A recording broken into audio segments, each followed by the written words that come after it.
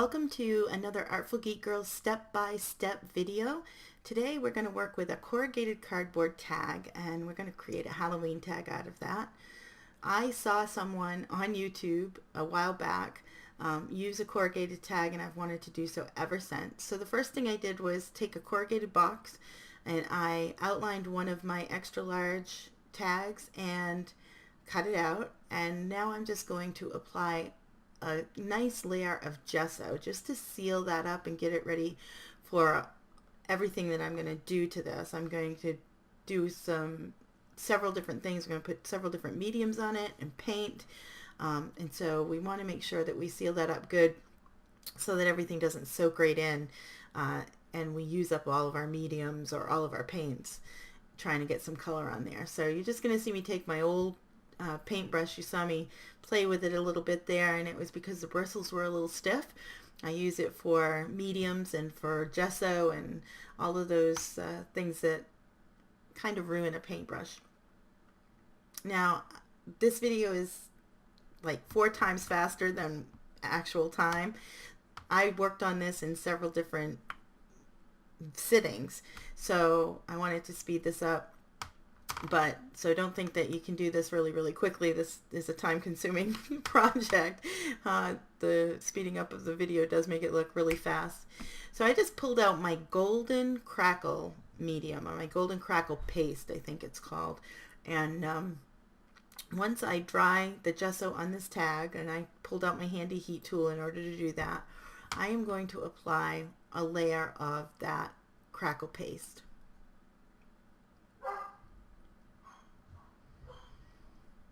And as you can see, I'm just kind of icing it on this tag. I'm just kind of taking that that knife and just kind of laying down a nice thin layer, probably about 1/8 of an inch.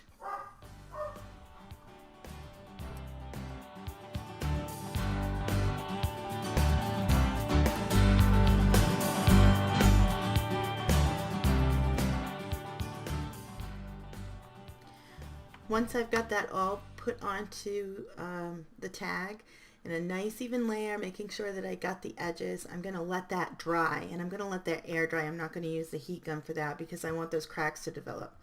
Now you can see with user error with my camera, I missed recording the base coat, and I put on some black soot. And now I'm just taking some antique bronze distress paint, and I'm just sponging that on the top. That black soot went down into those cracks, and you can actually see how well that crackle medium worked. Even in this low light, this was an evening, I had a lamp on my craft desk, and you can see how nicely that crackle paste worked. So that's what you're seeing me do here, is kind of put that bronze paint on there and pulling that crackle out of there.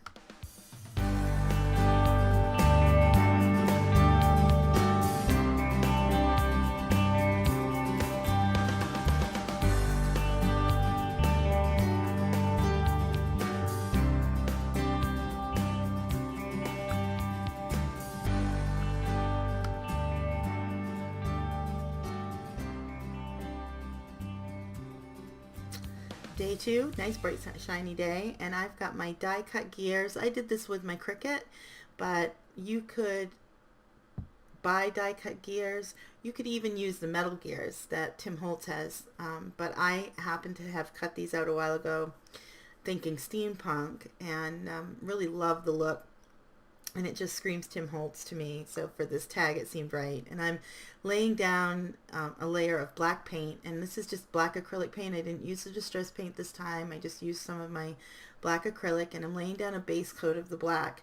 And what I'm going to do afterwards is sponge on some silver craft paint. And you're not going to see me sponge that on because, again, my camera had user malfunction, and somebody forgot to turn on the record feature after she went and got a coffee.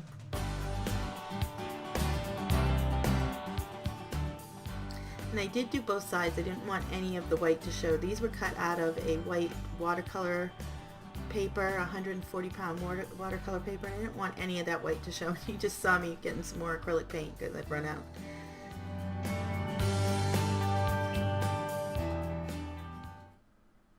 really wanted to give these a metallic look and give them some heft, and that's why I wanted all of the white to be covered up, and then when I sponge on the silver, it kind of gives it a dimension to it.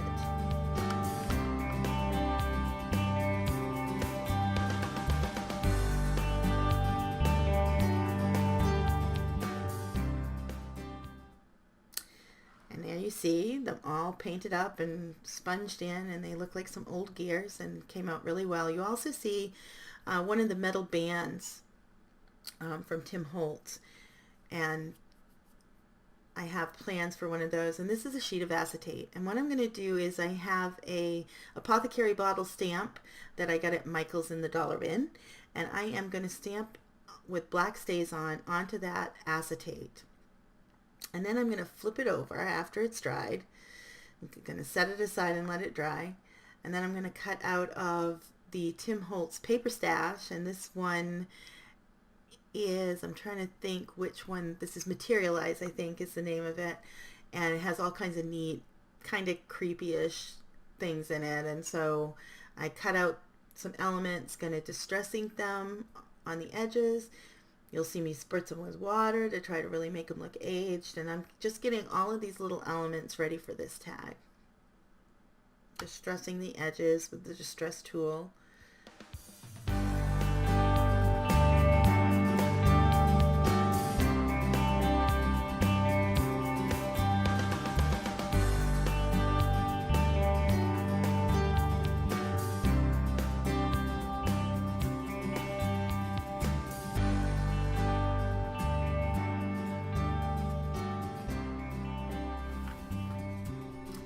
Then I go back to the acetate. The StazOn is dry. Get rid of all that water that's there, and I go and grab some alcohol inks. And these are also Tim Holtz alcohol inks, or the Adirondack. I think I've got both. But one of them is Sailboat Blue, and the other one is Citrus Green. And I was thinking of the colors of old bottles that you might find, especially old apothecary bottles, and you always see that greenish hue and a blue, and so I went and got that, knowing that alcohol ink would be fairly transparent and really make it look like a glass bottle. You see me here getting all of that ink off from there onto that acetate. I don't want anything to go to waste. And then I'm just going to fussy cut them out. And while I'm fussy cutting them out, I'm going to tell you that once I started cutting them out, I realized they were going to be too transparent against the dark color of that tag. So what you're going to see me do here in a few minutes, once I get these all cut out, I'm also going to stamp some more, because I decided, well, maybe I want a white one. But right here, I'm trying to decide how I'm going to make that show up a little bit better on that dark tag. And what I ended up doing was using some glazing liquid and some white acrylic paint and just making a transparent glaze to go on the back. And that gave it just enough so that it showed up on that dark tag. Here you see me stamping some more. I don't want that ink to go to waste, and I love the idea of making colored bottles out of it, so I stamped them on there. I'm going to cut those out and let those dry. I don't even know quite how I'm going to put this tag together at this point. This is where I'm just pulling together some elements, and in a little while you're going to see me trying to decide how to use those elements. So you're going to see a little bit of the creative process. There's that transparent acrylic glaze that I made, and it worked perfectly.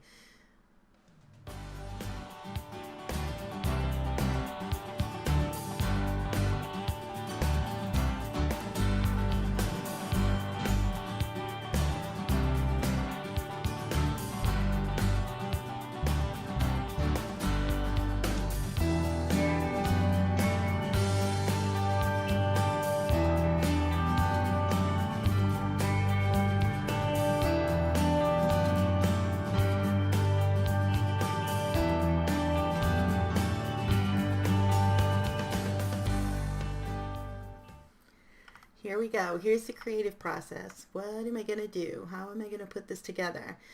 First I decide, well, I'm going to use the shattered stencil, the layering stencil by Tim Holtz, and I'm going to take some black soot ink, and I am just going to pop that on there, and it looked pretty cool. So once I get the layering stencils out, I'm like, oh wow, I have the Halloween layering stencil too. So then I get some white ink, and it's a Dewdrop by Memento, white chalk ink, white cloud, and I decided, okay, I'm going to do the Halloween layering stencil too. I'm going to put some words over on the other side, and I did.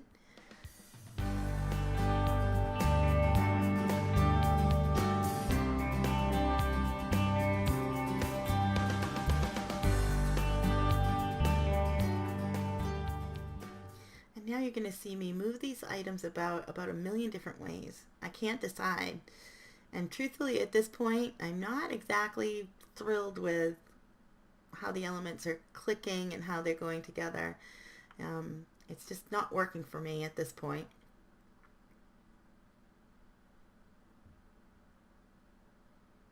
I have a general idea. I think it looks okay, but I keep moving the gears around. And this is the creative process, and I'm sure you as crafters know that as well. It's like you kind of have to play around with things, see how they look.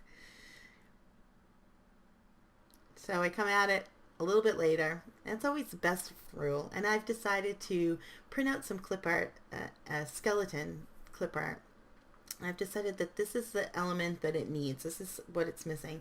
And I use my golden gloss gel to adhere it. And I'm going to tell you it was a mistake because it picked up different ink elements. I don't know if it picked up microsprays that I had sprayed onto the background to give it some shimmer. I don't know if it picked up white ink, but when it dried, which you won't see because I fixed it afterwards, but when it dried it was really, really cloudy, which really disappointed me. And you will see that the elements, the paper elements that I put on there are not ever as clear as they were